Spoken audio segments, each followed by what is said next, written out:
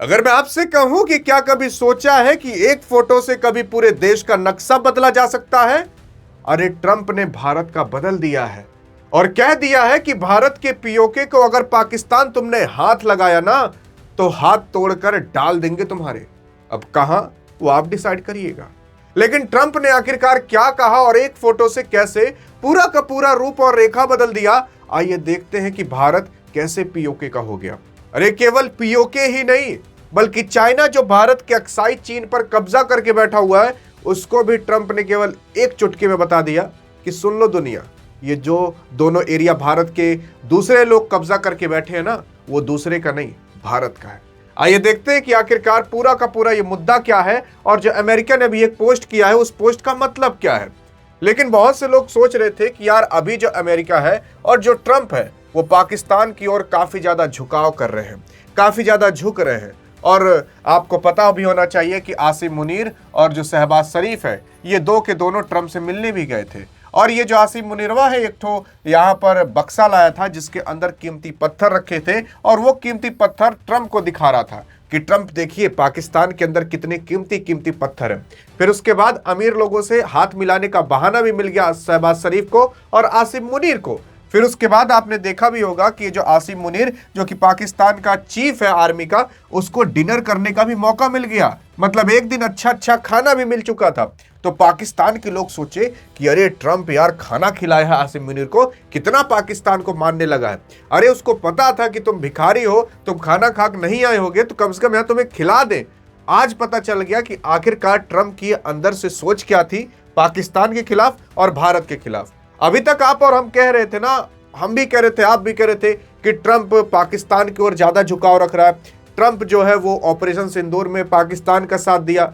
चलिए वो सब ठीक है, लेकिन अगर अभी करंट की सिचुएशन देखोगे तो या तो भारत ने ट्रंप को अपनी ओर झुका लिया या तो ट्रंप को झुकना पड़ा। देखने की कोशिश करोगे तो अभी यूनाइटेड स्टेट का जो ट्रेड है वो लोग एक पोस्ट डालते हैं ट्विटर पर, और वो ट्विटर भाई साहब पूरे दुनिया के अंदर एक हड़कंप सा मचा देता है। जैसे कि वो लोग एक पोस्ट करते हैं और उस पोस्ट में जानते हो पूरा चीज लिखा रहता है। एक पोस्ट क्या बल्कि वो लोग दो पोस्ट करते हैं। ये पोस्ट तो केवल ये बताता है कि भारत और अमेरिका के बीच जो ट्रेड था उसका जो एग्रीमेंट था वो फाइनल हो चुका है और एक फ्रेमवर्क जारी कर दिया जा चुका है। फ्रेमवर्क का मतलब भारत क्या चीजें वहां से खरीदेगा और अमेरिका भारत से कौन सी चीजें खरीदेगा और किन चीजों पर टैरिफ लगेगा और किन चीजों पर टैरिफ नहीं लगेगा।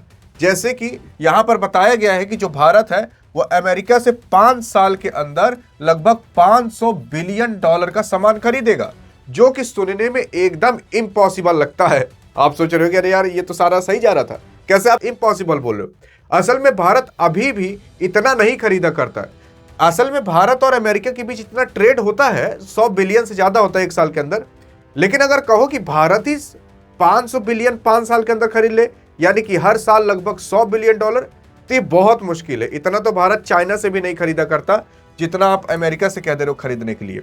लेकिन ठीक है, क्या पता भारत रूस से तेल कम करके वेनेजुएला से तेल खरीदने लगे, क्या पता वेनेजुएला का तेल अमेरिका अपने ही अंदर काउंट कर ले, या फिर भारत रूस से थोड़ा तेल कम करके यूएस से तेल खरीदने लगे और अदर प्रोडक्ट्स खरीदने लगे, या कोई बहुत बड़ी डील ही कर ले जैसे कि फ्रांस के साथ राफेल की डील कर लिया था। तो क्या पता ये 500 बिलियन कवर हो सकते हैं और उसमें भारत का फायदा होगा कि नहीं, आप ये सोच रहे होगे। तो भारत की भाई साहब अब जानते हो क्या हो चुका है? अरे भारत का ये हो चुका है सिल्वर, मतलब कि भारत की अब चांदी हो चुकी है। इसलिए क्योंकि बहुत सारे लोग सोच रहे थे कि भारत क्या पता अमेरिका के लिए अपना एग्रीकल्चर सेक्टर खोल दे और अमेरिका भारत के अंदर एंट्री मार देगा और भारत के अंदर आकर वो खूब ढेर सारे प्रोडक्ट भर देगा, जिसकी वजह से दाम सस्ते हो जाएंगे और किसानों को अच्छा दाम नहीं मिल पाएगा।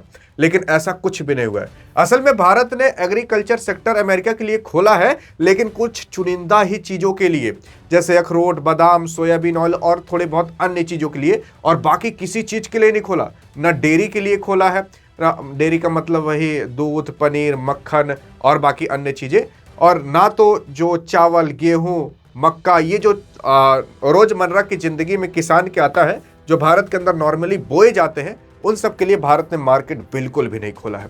देखो असल में भारत ने तब किस चीज के लिए मार्केट खोला? देखो थोड़े बहुत ऐसे मार्केट खोला एग्रीकल्चर के अंदर जिससे भारत के ऊपर उतना प्रभाव नहीं पड़ेगा।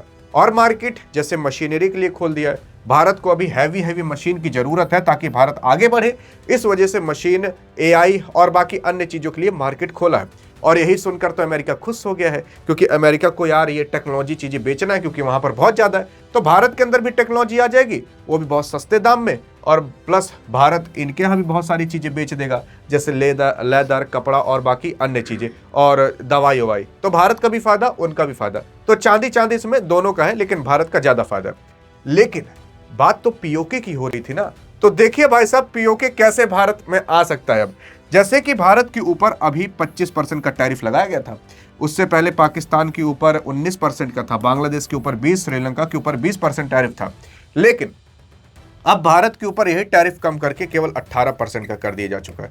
यानी कि जो भारत के सामान अमेरिका के अंदर जाएंगे वो आपके पाकिस्तान और बांग्लादेश, श्रीलंका से सस्ते दाम में बिकेंगे, जिससे भारत की चांदी हो गई है।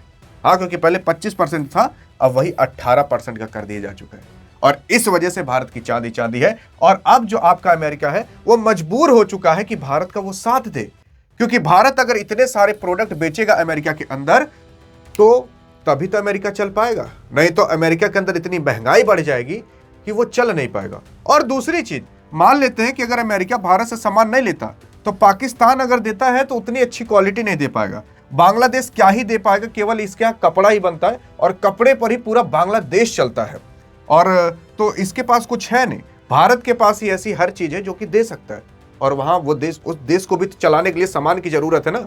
तो इस वजह से भारत के ऊपर सबसे कम टैरिफ लगाया गया है। आप कहोगे कि भैया 1% तो कम है, अरे वो 1% भी बिलियंस में पहुंच जाते हैं, अरबों खरबों में पहुंच सकते हैं। लेकिन सबसे बड़ी और मेन बात, आज तक जब भी आपका अमेरिका भारत का नक्शा पेश करता था तो हमेशा कुछ इस तरीके से करता था कि देखो भैया ये भारत है, लेकिन ऊपर अभी हमें डाउट है कि ये वाला एरिया पाकिस्तान का है कि भारत का है, कि ये वाला एरिया चाइना का है कि भारत का है। लेकिन अब आपके अमेरिका ने कोई डाउट ही नहीं किया। हाल फिलहाल यूनाइटेड स्टेट के जो ट्रेड रिप्रेजेंटेटिव लोग हैं वो लोग एक पोस्ट करते हैं और बताते हैं कि जो भारत और अमेरिका के बीच अभी डील हुई है वो एग्रीमेंट हो चुका है, जिसके तहत भारत के अंदर काफी सारे ऐसे एग्रीकल्चर प्रोडक्ट होंगे जो कि अमेरिका भेजेगा। अब कौन कौन से प्रोडक्ट होंगे? अरे जैसे यार यूएस ट्री नट होंगे, वो सारी चीजें जो आप और हम रोजमर्रा की जिंदगी में उतना इस्तेमाल भी नहीं करते।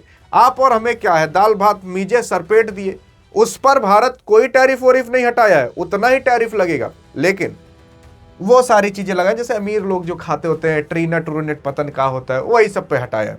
फिर उसी के साथ साथ बहुत सारी ऐसी चीजें हैं ग्रीन ऑरेंज छोटे मोटे जो होते हैं, और बाकी फ्रूट रोड पर और बाकी जो वाइन वाइन होता है उन सब पर भारत थोड़ा टैरिफ हटाया।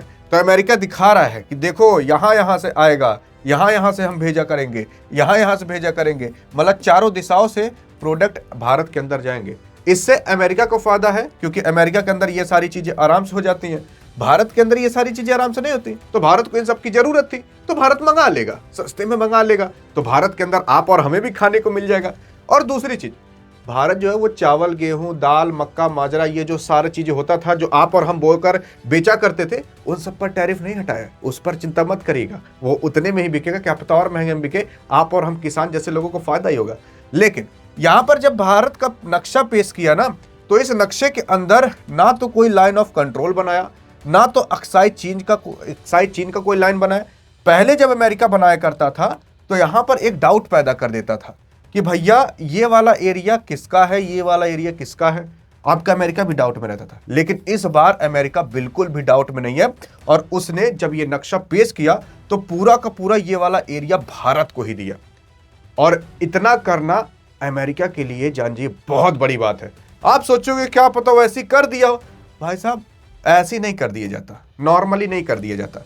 असल में ये सारे चीजों के पीछे साइकोलॉजी होती है, देश का दिल जीतना होता है। अब अगर अमेरिका भारत के अंदर आ रहा है तो सिंपल सी बात है, अमेरिका चाहेगा ना कि भारत के अंदर युद्ध ना हो, और अगर भारत के ऊपर कोई युद्ध करेगा तो अब भारत का साथ देगा, क्योंकि अगर युद्ध होता है तो भारत अमेरिका सामान नहीं खरीद पाएगा, और अमेरिका सामान नहीं खरीद पाएगा तो अमेरिका के पास पैसे नहीं जा पाएंगे। और इस वजह से अब जो आपका अमेरिका है वो भारत का साथ देना चालू करेगा, और उसको मजबूरी में साथ देना पड़ेगा। इसलिए देना पड़ेगा कि अगर पाकिस्तान भारत पर कभी हमला करे और भारत क्या पता युद्ध में बिजी हो जाए, तो भारत अमेरिका सामान नहीं खरीद पाएगा और अमेरिका को तब पैसे नहीं जा पाएंगे, और अमेरिका को अगर पैसे नहीं जाएंगे तो अमेरिका का नुकसान होगा और अमेरिका अपना नुकसान कभी सहेगा नहीं। इस वजह से अगर भारत कभी पीओके लेना भी चाहेगा, अक्साई चीन लेना भी चाहेगा, तो वो खुशी खुशी अमेरिका कहेगा कि ले जाओ, आराम से जिंदगी जी लो, क्योंकि तुम जितना खुश रहोगे उतना ज्यादा हमसे सामान खरीदोगे, और जितना तुम सामान खरीदोगे उतना वो अमीर होंगे, और वो भी हमसे सामान खरीदेंगे